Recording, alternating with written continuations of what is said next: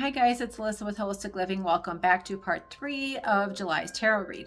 So for this question I want to ask, what does the collective need to be prepared for in July? Is there something we need to be mindful of, aware of, that's going to catch us off guard where we don't want to be? So the first thing that came in all together was this one. So this one is you have the upper hand, and this came in with the High Priestess, which in this question I would say would be using your intuition, because she is either one of two things. She's either very intuitive or very secretive, depending on the question. But I'm getting with this that we will have the upper hand when we follow our intuition and our guides.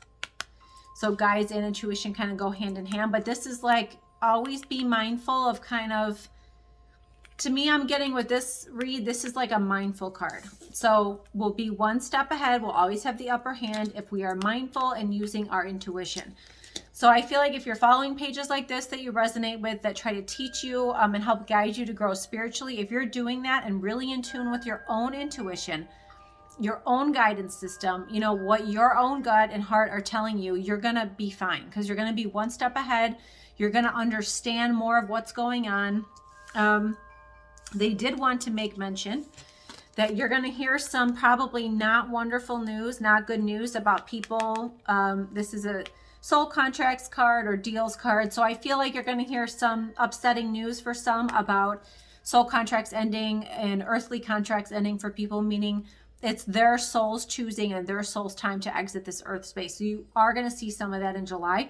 So I think they want you to be mindful of it, which is why they're talking about it.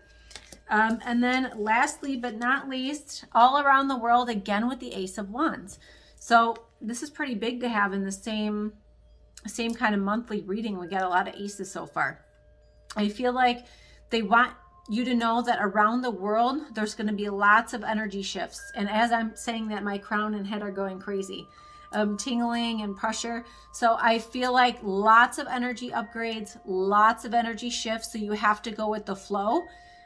Don't let yourself get too caught up in lower vibrational energies or storylines, agendas, anything being pushed, or don't let yourself get caught up with where somebody else who maybe isn't as awakened as you or not actively on their ascension journey, where they're at, because it's just going to drag you down. So if you can keep looking at things from a higher perspective, instead of trying to figure it out when you're in it, step above it or step behind. Like take yourself back out of it sometimes and look at it as if it weren't you in it. How would you perceive it? How would you see it? What would you tell somebody else if that were them?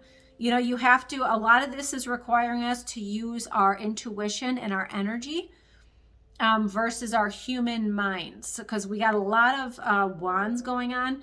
So I feel like this is, you're going to hear, because swords are thoughts and words, so you're going to hear news, and the Page of Swords is kind of like negative news. So when you hear things like that about people exiting the earth space, you know, crossing over, don't get discouraged, too upset. I mean, it's obviously, if it's, you know, someone close to you, you're gonna, you know, have a certain grieving process. But I feel like people just have to understand that everyone's soul is on their own journey. You can't try to step in the way of somebody else's soul's journey, because what if they're exiting this space because, you know, they're needed over here in this realm, in this space. And so they only came in for a certain amount of time here. And then they're like, okay, we got to go. I have to be over here now. So you're going to have to look at things that way, not just about that, but about everything. So I think they just want you to prepare for these kinds of things and just understand and know that if you follow your intuition, you will get through it, whatever the it is. Okay, so I hope that that answers some questions, because I know people are very, they're very nervous about things that I don't see happening, or things that, you know, they don't need to be. And by the way, when I asked about this, anything that the collective needs to be prepared for, I didn't get any pentacles.